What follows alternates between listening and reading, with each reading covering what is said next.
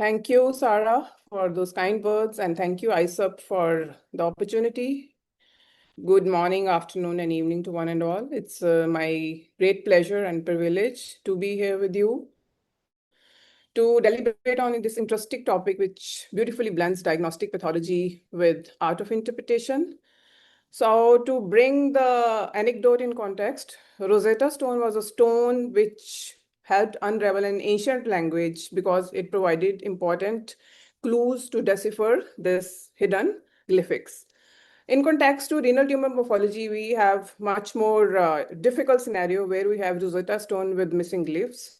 So those who practice renal tumor pathology know that daily we are expected to make accurate renal tumor diagnosis without any background molecular knowledge in limited tissue samples, in overlapping morphologies, and in constrained settings. And this is precisely where IHC plays a very important role, and it acts as a bridge to decipher the morphology to actual molecular alterations. Now, if IHC panels applied rationally and strategically, they help us unravel the underlying molecular underpinnings and also help us pick up the routine diagnostics, the new and emerging renal tumors, as well as help us triage the cases which require molecular confirmation. So I have nothing to disclose, and this outline of this talk is based on WHO 2022 updates on renal tumors. And let's begin. So we have a lot to cover. Pardon me if I'm in a rush to finish everything. So these are my learning objectives, and I hope by end of this webinar, you are able to understand the basics of immunohistochemical panels, which are routinely applied in renal tumor diagnosis, and just don't interpret as negative, positive, but see them as IHC panel or an important clue for underlying molecular changes. So now those who follow the renal tumor classification know that evolution of RCC classification from what it began in 1998 as primarily morphology based has now shifted to integrated diagnosis, where we have well-defined, molecularly defined RCCs. From now, initial 4 to 5 RCCs, in 2022, we have close to more than 20 RCC or renal epithelial tumor types, and which are going to further, I am sure, expand in upcoming 2026 classification of GU tumors. So these are the molecularly defined RCCs, which are enlisted in WHO 2022, and all of them have well-defined molecular alterations and associated surrogate IHCs. Some of them are syndromic. Now, here to emphasize that IHC acts as a bridge or a Rosetta Stone, not only in molecularly defined RCC, but also in morphologically defined RCCs, or the common RCCs where morphology is the key.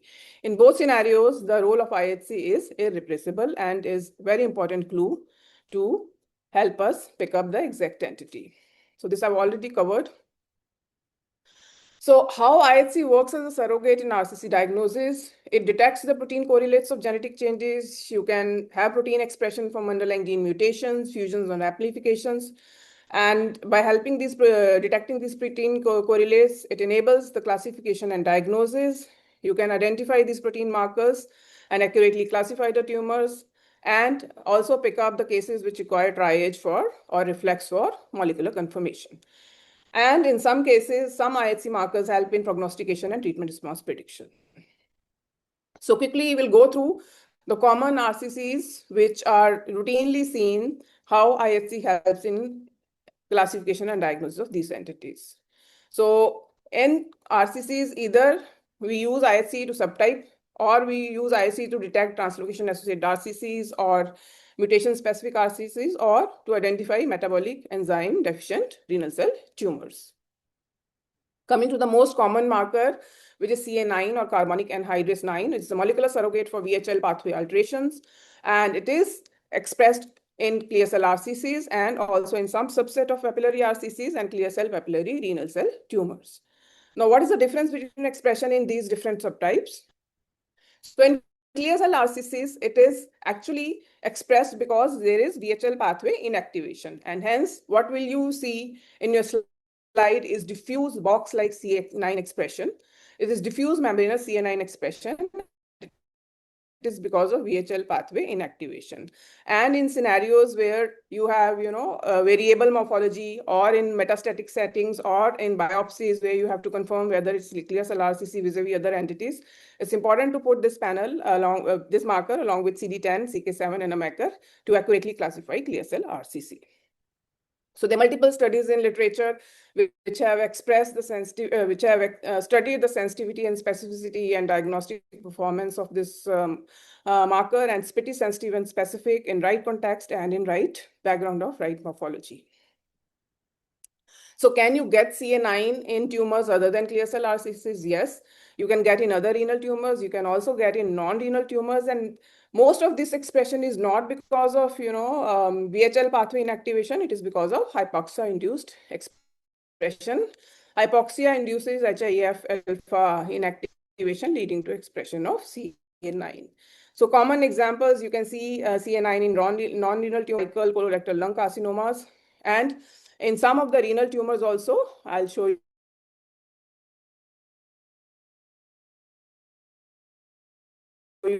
B rearranged, TFE3 rearranged, F8 deficient, and even mucinous tubular T. But mind you, this is not because of VHL inactivation. This is because of your hypoxia-induced inactivation, and this has to be disregarded and not to be seen in absence of proper morphology.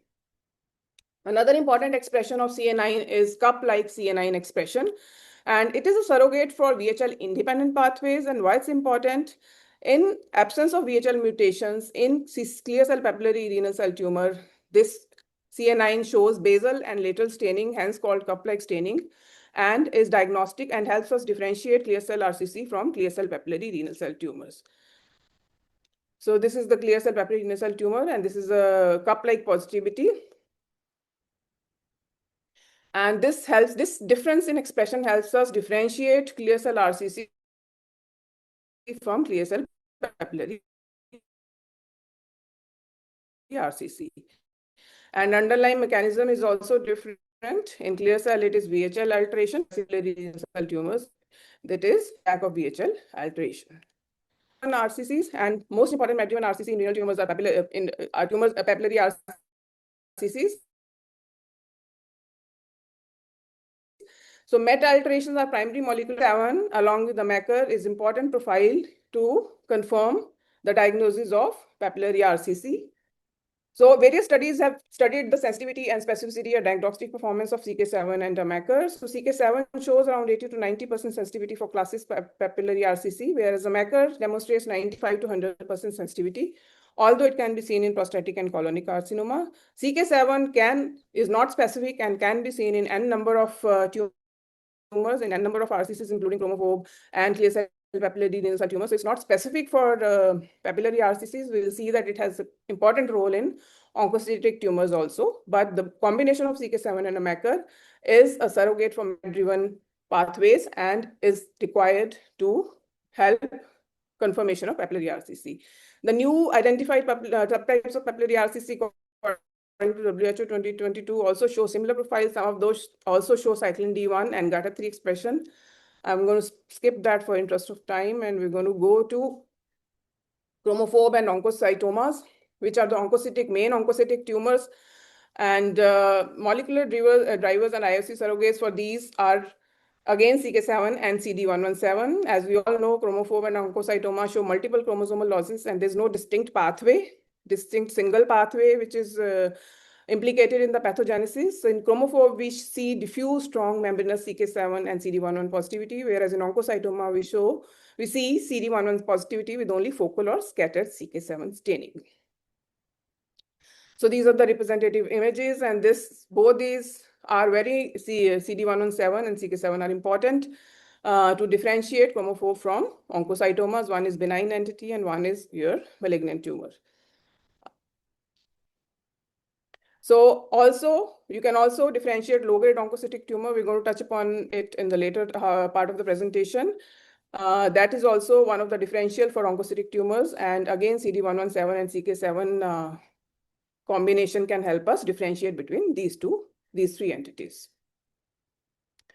So these are the main three types which usually, constitute more than 90% of the renal tumors which we see in routine pathology reporting. And even though they are morphologically defined RCCs, these markers help in confirming the diagnosis, especially in biopsies and especially in heterogeneous morphologies or in metastatic settings.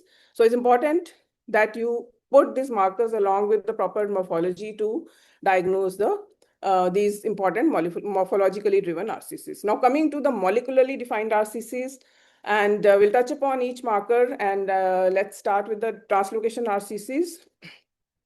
So the first one, I'm sorry for this thing, I don't know why it's showing like this. So first one is your TFE3 rearranged RCCs. We all know that TFE3 rearranged RCC harbor gene fusion involving TFE3 gene. And one of the essential criteria by WHO is strong nuclear labeling by TFE3 in a clean background, or you need to have break apart FISH or RNA sequencing for confirmation. So the underlying molecular mechanism here is you have fusions of TFE3 gene with multiple gene partners, and these fusion proteins cause TFE3 overexpression, and it is detected by C-terminal binding antibody. And mind you, it has to be a strong nuclear staining, diffuse strong nuclear staining in a clean background, only that is considered as positive. And if you have,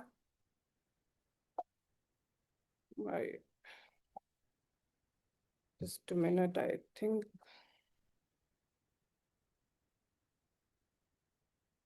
Okay. Yeah. So in case you have a diffuse background staining, if you have cytoplasmic staining or you have staining in non-neoplastic cells, so that is all considered as a non-specific expression and it's not considered positive. And in either case, you have to undergo reflex testing and see the confirmation by FISH or NGS. There are numerous groups who have studied the sensitivity and specificity for TFE3. It's variable depending on the clone, depending on the fixation. This is one of the most variable IHC across this thing, and that's why only a strong nuclear positivity is considered as diagnostic, and that also will require a reflex testing for confirmation. So although it has good sensitivity and specificity, it is very dependent on technical limitations like clone selection and fixation, and that's why it has low diagnostic performance. You can also have companion testing and reflex panel for translocation or MIT associated RCCs. You can go for melanocytic markers, HMB45 and Milan A. You can see cathepsin K expression, which is frequently positive, approximately in 50% of the cases. And in equivocal cases, you go for FISH or RT-PCR.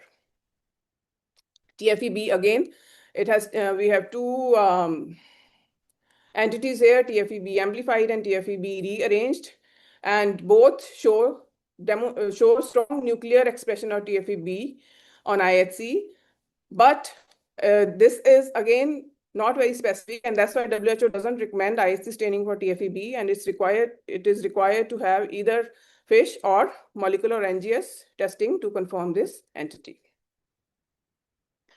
So again, nuclear immunoreactivity, I just want to emphasize direct surrogate for gene fusion protein expression only if it is strong and diffuse and in a clean background. Peak or focal staining is often non-specific. So this is again to highlight that if you have these IHCs, always pair them with cathepsin K and your melanocytic markers to enhance the diagnostic performance, and go for reflex testing for FISH or NGS to confirm. Now coming to identification of metabolic enzyme deficient tumors, the most important here is FH deficient RCC. We all know that it is characterized by pathogenic alterations in FH gene, and in syndromic scenario, it is associated with HLRCC, associated RCC syndrome. So again, one of the essential criteria to pick up this RCC is demonstration of FH deficiency in combination of 2SC expression or IHC. So negative immunohistochemical staining in tumor cells in presence of FH positivity in internal controls or non-neoplastic cells with overexpression of 2SC is required for the diagnosis.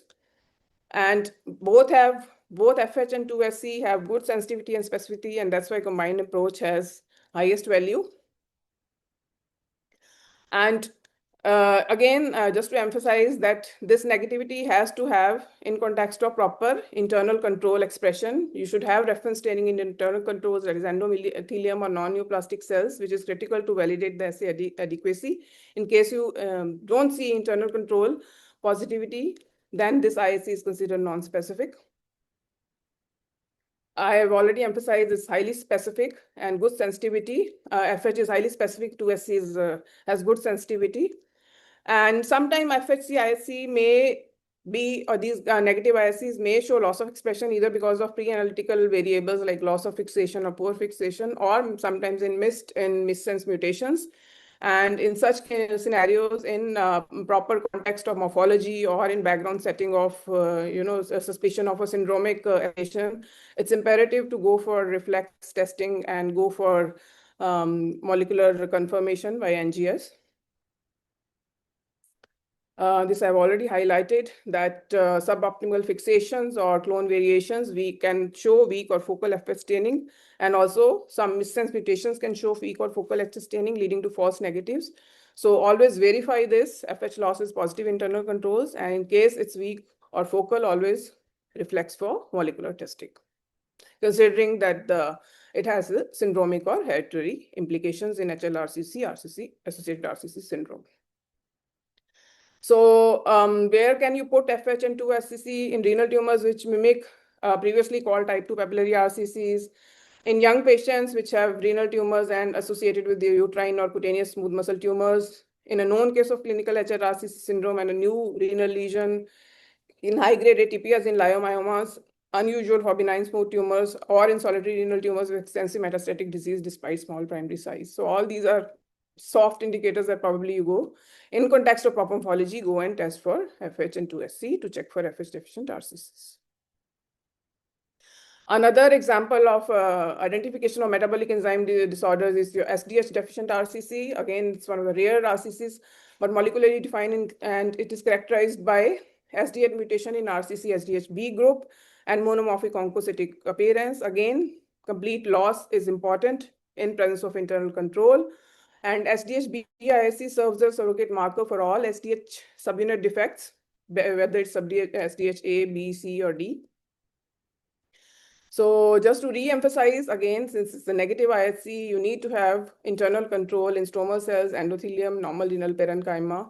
Also, mast cells sometimes show, and absence of positive control invalidates negative interpretation. That is the red line. In case you don't see internal control, you cannot interpret this loss. Sometimes expression can be weak, fine, or non-coarse staining. This also may represent SDH deficiency, and in such kind of expressions, in absence of loss and such kind of weak or non-coarse staining, it is recommended to go for reflex testing and go for molecular confirmation. So again, what is the diagnostic performance for this SDHB?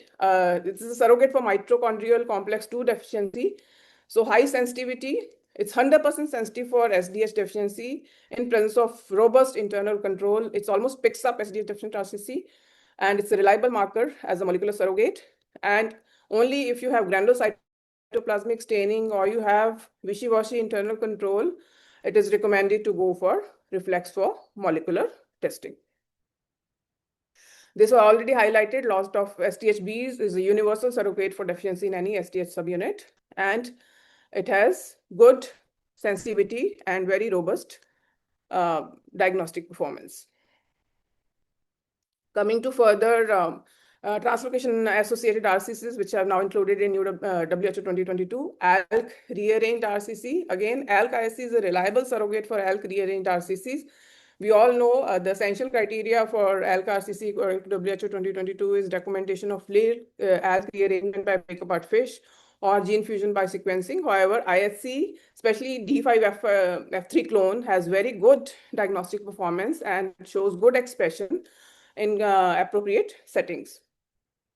So what is this ALK arranged RCC? You have mutations involving ALK gene with multiple fusion partner. Most common is VCL. And ALK D5F3 shows strong nuclear or cytoplasmic staining, and weak staining may indicate borderline false positive results. And again, suggests the need for reflex testing. Intensity and distribution is important for interpretation. You can go for FISH and confirm in case your stain is not robust. So where do you put this ALK IHC? All unclassifiable RCCs with heterogeneous features, young patients with unusual RCC morphology, mixed architecture patterns within a single tumor, papillary, tubular, solid, RCCs with mucinous or myxoid background stoma, or adenoma-like features with WT1 co-expression, they all warrant ALK testing. So just to re-emphasize, it's a robust surrogate for ALK rearrangement. In my experience, when it comes beautifully strong positive with D5 F3 stain, strong diffuse cytoplasmic staining. And in case it's not robust staining, you can always go for checking of fusions by FISH or NGS. It's highly sensitive and specific and shows strong cytoplasmic staining. You may go for molecular confirmation if it is weak, non-specific equivocal staining, or morphology is suggestive of ALK rearranged RCC, but IHC is negative, or patients are enrolled for clinical trial eligibility or targeted therapy. Then you should always confirm it with FISH, NGS, or RT-PCR. Otherwise, in proper morphological context and in proper good staining, it's a good surrogate to pick up as rearranged RCC. So when you need to reflex, you can use either FISH, RT-PCR, or NGS to confirm ALK rearranged RCCs. So again, to highlight this, the same thing. Now coming to another enzyme deficient RCC, which is SMARCB1 and SMARCA4. These are the surrogates for SWE and SNF pathway. So essential criteria here, WHO has listed as infiltrating adenocarcinoma, that is SMARCB1 deficient. And again, if in proper context of morphology and with robust internal control, loss of INI1 is highly sensitive to pick up this tumor. It's a diagnostic hallmark. So in normal scenario, you will see strong diffuse nuclear or cytoplasmic expression in non-neoplastic cells, endothelial cells, or stromal cells, and complete absence or near total loss of tumor cells is diagnostic hallmark for INI1 or SMARCB1 deficient RCC. Positive staining in tumor cell effectively excludes INI1 deficient tumors, and you can also see expression of cyclin D1, which is a kind of downstream molecule or downstream signal in SWE SNF pathway. You can see expression of cyclin D1 associated with INI loss in SMARCB1 deficient RCCs. So again, diagnostic performance, they are very good, highly sensitive, almost 100% sensitive in detecting the loss. Similarly, SMARCA4, rare, very rare aggressive tumors, but if picked up by loss of by IHC, it's almost a 90 to 100% sensitive. So again, to highlight, complete nuclear loss with positive internal control is a robust surrogate for SMARCB1 inactivation. And molecular confirmation is indicated either you have a clinical context like sickle cell trait is absent in a suspected RMC or renal medullary carcinoma case, or patient is enlisted for a clinical trial or a targeted therapy. Again, I'll highlight that these are very aggressive tumors, and role of SMARCB1 or INI1 or SMARCA4 is also in giving a rapid identification of these tumors as they're highly aggressive and they need immediate critical treatment. So before waiting for NGS, if you have a robust internal control and a loss, you should alert at least that this is probably SMARCB1 deficient or SMARCA4 deficient RCC. So as I told you, they can correlate well with morphology and correlate with sickle cell trait in case it's renal medullary carcinoma. Very good sensitivity, 100% almost sensitivity in terms of internal control. That's their diagnostic performance.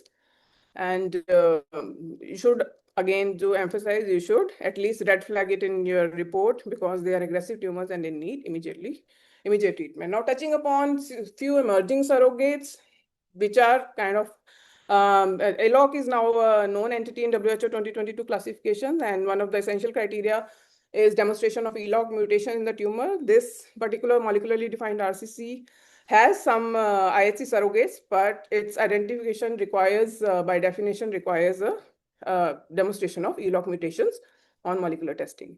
Here also, like CCRCC, you will have ELOC mutations which lead to inactivation of VHL complex, and hence there is expression of CA9 in this particular tumor along with CK7. So you have tumor which is CK7 positive, patchy to diffuse, CA9 because we have VHL inactivation, and CD10 variable. So how do you differentiate it from clear cell RCC? Both will have membranous CA9 positivity, but clear cell will not show CK7 expression, whereas ELOC mutated RCC will show CK7 mutation. But I must emphasize again that to confirm, you need to go and reflex and do molecular confirmation. So now briefly touching upon the tumors which have mTOR and TSC pathway alterations. So in the amount of time, I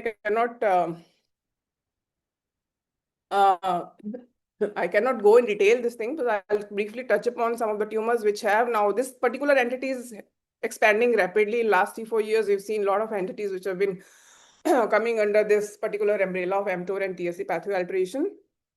And what are the markers which can help? IHC markers which help act as a surrogate for these tumors are CK20 and cathepsin K in appropriate morphology and appropriate context. So expression of CK20 and cathepsin C acts as a surrogate to pick up eosinophilic solid and cystic RCC. It has biallelic somatic mutations in TSC1 and TSC2 genes. The essential criteria is again morphology. You need to have a proper morphology. And desirable criteria is have a CK20 expression.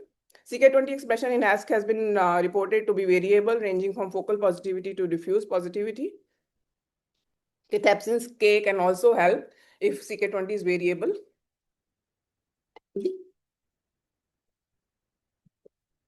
Another tumor which has come up with the mTOR alteration is LOT. Now here it is also a differential of oncocytic tumors, oncocytic spectrum of tumors, and comes in a differential of oncocytoma and comophobe RCC. The essential criteria is eosinophilic or oncocytic tumors not fulfilling all criteria of oncocytic cytoma or comophobe RCC, and detection of mutations in mTOR pathways desirable criteria.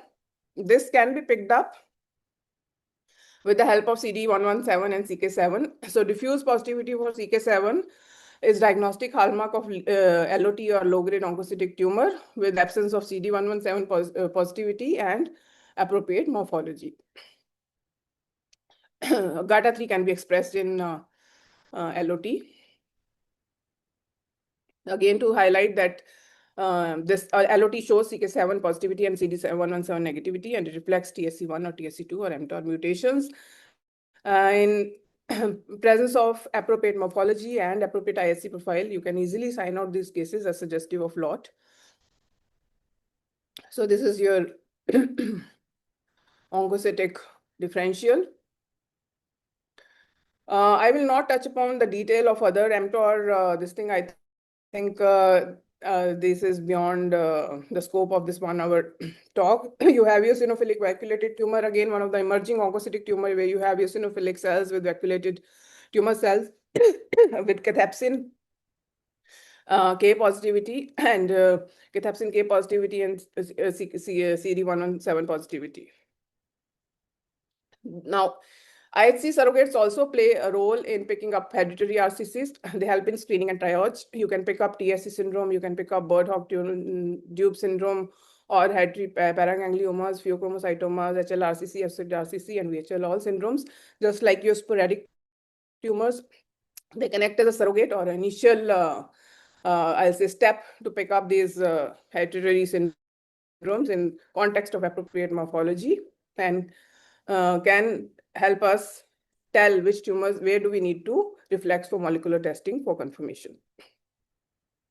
So in renal mass biopsies also, the performance is same as your resections, except that you can have more technical artifacts, loss of tissue, sometimes decalcification can hamper a lot of these IHCs.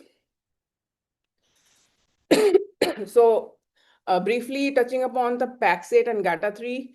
So PAX8 is by default a very robust marker to pick up your renal lineage, and usually positive in almost all tumors, and helps us differentiate from other tumors, especially in metastatic settings and in biopsies. And GATA3 is usually urothelial lineage, although it's expressed in many of the tumors, especially in your chromophobes, it can be expressed. It can be expressed in your renal, papillary renal neoplasm with reverse polarity and other tumors. So it's not very specific, but overall, both this combination can help us distinguish between renal versus urothelial in appropriate context. Now, coming to the IHC panels, which act as prognostic surrogates, I'll briefly touch upon these two IHCs, PBRM1 and BAP1. So these are associated with high-grade features and poor prognosis in clear cell RCC. Both these mutations are typically mutually exclusive, and loss of expression correlates with aggressiveness, and they act as a surrogate for aggressive evolutionary subclones in CCRCC. Both have high sensitivity. BAP1 has sensitivity of 85 to 90%, whereas specificity for 100%. Whereas PBR1 IHC has sensitivity of 90%, whereas specificity for 95%. So good, mutually exclusive, good sensitivity and specificity, and help us triage clear cell RCCs which have aggressive behavior. Now, coming to the last part of the talk, which is like pitfalls interpretation, as we say that it is, as I title it as Rosetta Stone with missing glyphs. So a lot of reasons where, this information gets missed because of IHCs. Ultimately, it's just a protein expression. We are not seeing actual mutational analysis. And there are many technical and biological limitations to the expression of IHCs. It may be suboptimal fixation, it may be non-specific background, or it may be, biological limitations in the clonal variations or molecular heterogeneity. Most importantly, seen in TFE3, and this fixation and non-specific background is most commonly seen in the ISCs where you have to see the loss. So this suboptimal fixation can lead to false negative results for loss of expression markers like SDHB and FH. Additionally, as I already told, different ISC clones, specifically in TFE3, vary significantly in sensitivity and specificity. And that's why in all these scenarios, it's very imperative to go for, reflex for molecular testing. So this I've already emphasized, TFE3 IHC weak or focal nucleus staining is often non-specific, and only diffuse signal is reliable. I don't know why it gets hung in between. Just give me a sec. Yeah. So we already highlighted that there can be, technical variables and interpretation hurdles. You can have fixation issues. Fixation artifacts cause false negative result for loss of expression of markers. I've already emphasized that. Clone selection, specifically in TFE3 and TFE-B. So, and for negative IHC, internal control is essential. Endothelium and normal tubules must show granular cytoplasmic staining. And background staining, non-specific background staining when trapped normal cells can mask true loss of expression. So this all has to be kept in mind. Also, since it is available, it's easy, it doesn't mean that we over-rely, especially the single markers. It's always put in a panel to see whether it is actual expression or it is false positive expression. So you have to integrate with morphology. You have to put the dual IHC where it's required, especially in FH context, and in MIT family where there are, limitations because of clone variations, and sensitivity and specificity is a huge issue. It's always recommended to go and do the testing for molecular listings, either by FISH or NGS. And just to emphasize, IHC is surrogate and not a replacement for molecular confirmation. And again, to emphasize that there are challenges. You have limited ability to detect specific mutations. The ISC will just indicate a pathway dysregulation. It cannot identify exact mutation. Just like MET pathway activation markers in papillary RCC do not specify MET amplification or mutation. Again, sensitivity and specificity variability, and the most robust example of this is TFE3 IHC. The interpretation can vary across the laboratories and antibody clones. You can have fixation delays, you can have decalcification, tissue processing, they can all distort staining patterns. Necrotic or sarcomatous areas can pick up non-specific positivity. Archival tissues can have suboptimal preservation. So all these features come into play. And also, as we have expanding molecularly defined RCCs, there is inadequacy for emerging molecular defined entities like ELOC and all. They require appropriate mutations to diagnose them as actual ELOC mutated RCCs or actual entities. ISC can just act as a surrogate and is not reliable, and it may not be applicable in all the contexts. Okay. Not sure why it gets hung every time. Again, spatial heterogeneity, it can also sometime, influence the expression of markers. Some regions strongly positive, other weakly positive, especially in biopsy sampling, it can be a problem. And I've already emphasized risk of over-reliance here. Now, I'll briefly touch upon the algorithms just to wind up. That in particular scenario, the common scenarios, what are the IHC panels which we should put and how to go about it. So most common scenario is when you have clear cell renal cell tumors. So you put in a panel of CA9, CD10, and CK7. These are the most common markers. So diffuse CA9, CD10 positivity with CK7 positivity is confirmation for clear cell RCC. If you have CA9 positivity, CK7 negative, and CD10 negativity, it shows clear cell papillary renal cell tumor, a couple like CA9 positivity. And if you have CA9, CK7 positivity with thick stroma, that is an indication of ELOC mutated RCC. And then you have TFE3 or TFEB is also differential in clear cell renal cell tumor and should have this in your differentials. Oops, I don't know why this is not moving. Okay. Papillary renal tumor, again, you have different patterns. You can have 4-5 patterns, and you should have CK7, AMACR, TFE3, FH, ALK, and CA9 as a panel. And differential expression of these can help identify papillary RCC, help pick up FH deficient RCC, TFE3 range RCC, ALK rearranged RCCs, and clear cell papillary renal cell tumors. For eosinophilic renal tumors, usually C117 and CK7 limited panel helps. You can add cathepsin K or CK20 to pick up ASCA-RCC, and if suggestive of SDH, morphology suggestive of FDH, you can go for SDH loss. So these 4-5 markers can help delineate eosinophilic renal tumors. For high-grade renal carcinomas, you can have FH, SMARCB1, IHC, and then ALK and TFEB and BAP1 loss. So these can pick up all these aggressive tumors. For medullary carcinomas, INI1 or SMARCB1, and if FH deficient, if can sometimes mimic medullary tumors, you could go for FH IHC in combination for 2SC. So just a line about which are the IHCs which have good high IHC confidence and which require molecular reflex. So the IHCs which have high confidence and high diagnostic performance and which can, in appropriate morphology and appropriate context, can actually have very good robust sensitivity as SDHB loss in proper morphology, in background proper morphology and internal control. It's a very good marker to pick up SDHB. Similarly, SMARCB1 or INI loss, diagnostic for your SMARC deficient RCC, and if associated with sickle cell trait, diagnostic for renal medullary carcinoma. Same as I already emphasized, ALK with D5F3 staining has, when strong cytoplasmic staining is a highly reliable surrogate to pick up ALK rearranged RCC.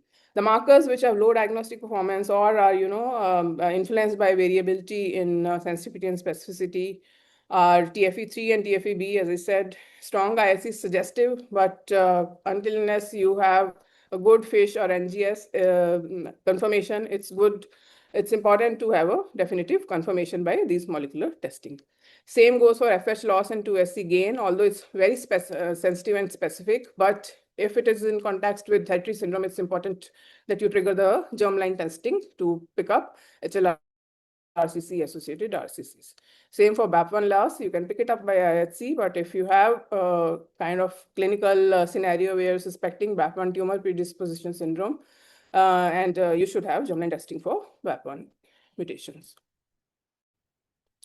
So what are the tiered IHC panels which when you are practicing renal tumor pathology, what are the basic tiered IHC panels to advanced IHC panels? So your tier 1, so whenever you are kind of practicing renal tumor diagnosis, you should always have PAX8, CK7, CA9, and AMACR. These are the first line markers to pick up which type of IHC we are looking at. And then in tier 2, depending upon the morphology and an appropriate context, you can go for the specific antibodies like TFE3, TFEB, cathepsin K. If it is metabolic, it is indicative of SDHB, FH2SC, or mTOR pathway, CK20, CD117, and cathepsin K. And if it is indicative of SWE and SNF morphology, go for SMARCB1, ALK. And if it is a clear cell and you want to look for aggressive variants, go for BAP1 and PBR1. So again, stain to gene workflow, it's always, I think, stepwise is always better. Check the morphology, always put in tier 1 IHC, see the basic expression of CA9, CD10, CK7, and the marker. And if it is oncocytic, also CD117. And then if it doesn't fit into any algorithm panel and in context of morphology, go for tier 2 or surrogate IHCs, which we already discussed. And in appropriate context, you go for molecular confirmation. I think I will stop here. So yes, IHC works as a surrogate for molecular testing. It can pick up protein correlates for genetic changes. It helps us in classification and diagnosis, and also in prognostic and treatment response prediction. But you have to check for its limitation. It doesn't replace the sequencing. There is misinterpretation risk. Always know what are the false positives and what are the internal controls required in negative IHCs, and always reflects for molecular testing wherever applicable. IHC serves as a therapeutic decision-making and valuable bridge between morphology and advanced molecular testing. And interpretation of IHC with morphology, clinical context, and genomic data is the way forward in renal tumor classification and diagnosis. Thank you very much. I think I'll stop here, and I'm happy to take any questions. Thank you, Dr. Kaushal. That was an excellent overview of a lot of really complicated topics. We have several questions already in the Q&A, so if anybody wants to ask any additional questions, please head over to the Q&A.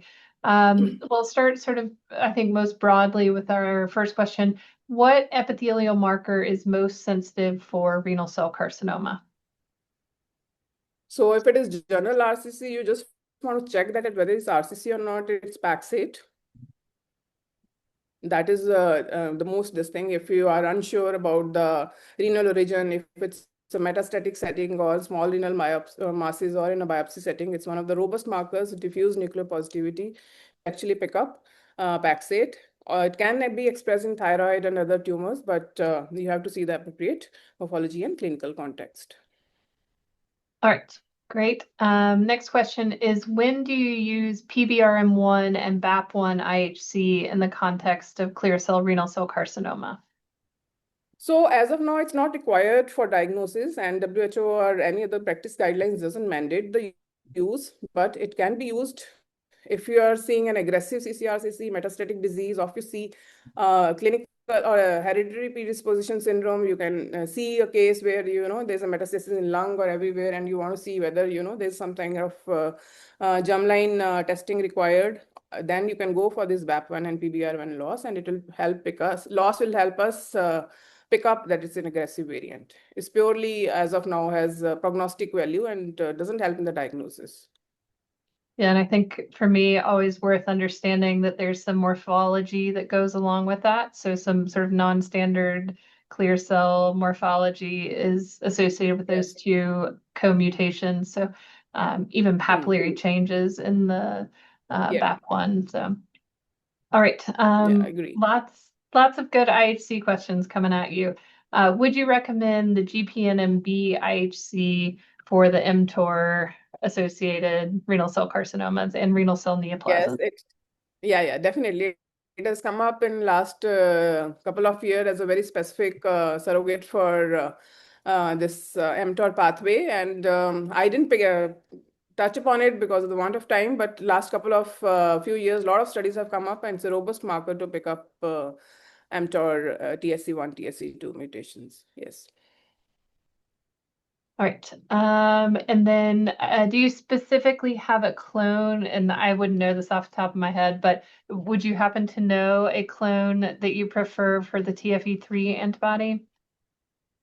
We don't have very good robust, so I'm not going to say it here. And I think I'm not sure. I am not very happy with my clone, so there's no use telling the name. And maybe if somebody has good experience with TFE3, this thing they can tell. But yeah, in my experience, I get a lot of non-specific positivity, and I have in probably next talk I'm going to show some real-time scenarios where you had, morphology with some momentous calcification and very morphologically suggestive of, clear cell vis-a-vis translocation RCC and some kind of wishy-washy TFE3 expression with a focal HMB45 and all that. But when we did the NGS, it turned out to be, non-translocation or non-MITF. So it's definitely not a very robust IHC to pick up. And the clone, I don't know if there is any very robust clone which can help pick up. Only thing is you should have in actual true positive cases, you do see strong nuclear staining. In absence of that, no, you cannot rely on TFE3. Yeah, I agree. We don't use it. If there's other signs pointing us towards it, then we go ahead and proceed with fish. And if that Yeah, is yeah, still definitely. is negative and we're still very concerned, we'll go on to NGS. Um, Yes, yes. any preference for about over RCC marker versus Paxate to detect renal origin? I'm not sure. We have very good sensitivity and specificity with Paxate. Yeah, I If agree. We Sarah, actually you have we any, retired our RCC and only yeah. use Paxate. So Yeah, and the benefit is a strong nuclear positivity. It doesn't show, non-specific background cytoplasmic staining. So it's easily available and it's got good specificity and sensitivity. So I think Paxate is the one. I agree. This is something we sort of touched on briefly with my comment, but a follow-up question of morphologic clues that would prompt you to use BAP1 and PPRM1.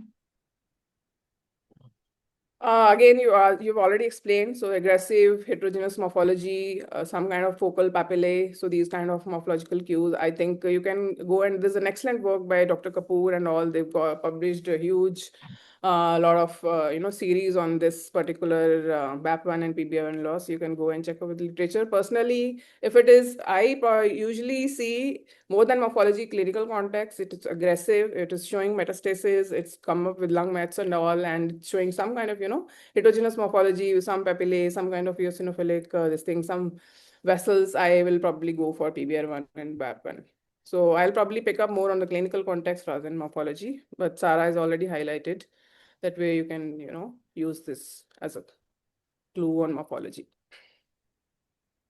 And then a follow-up question, and what is your experience of using, or have you seen TFE3 positivity? And I believe they're asking about clear cell renal cell carcinoma. Oh, yes, a lot. So diffuse non-specific a lot. That's why this is one antibody I dislike. And I always disregard until it's, seen as a robust, strong nuclear diffuse positivity with appropriate morphology suggestive of MIT feed translocation RCC. It is definitely seen, picked up by clear cell RCCs, many RCCs. I don't know why it comes up everywhere. Yeah, I agree. All right. Those are, oh, no, we've got one more late comer. We'll make this the last question. Is the expression of CA9 different in BAP1 mutated clear cell renal cell carcinoma? I'm not sure. I think it should not be, but maybe Sarah, you can help. I'm not sure about CA9 Yeah, I don't because know of any specific literature about it. I do know yeah, in a very anecdotal setting, I've seen lots of sort of patchy necrosis and just due to the high grade nature of those BAP1 mutated clear cell renal cell carcinomas, I do think there's maybe a little more heterogeneity in the CA9, but the couple that I can think of have been CA9 positive. yeah, because I think if you see the biology, if it is clear cell RCC and is constitutionally showing VHL inactivation and HIF alpha inactivation, it should be showing CA9 positivity. So I don't see Right. any reason BAP1 loss or BAP1 mutation or PBR1 mutation, that's a further downstream signal and should not interfere with, CA9 expression biologically. Right. So But yes, there are no studies and we can have literature on that. Yeah, co-mutations that go along with the VHL, and the VHL is driving the HIF pathway. All right. Well, thank you truly for a very comprehensive overview of a very expansive topic, which everybody always loves to hear of. So I appreciate you taking the time today, Dr. Kaushal. Thank you to everybody who joined us for this talk, and I hope everybody has a really wonderful remainder of your day. Thank you, Sarah. Have a good day, and bye-bye, everyone. Thank you for the opportunity. Good Thank you. night. Take care. Bye-bye.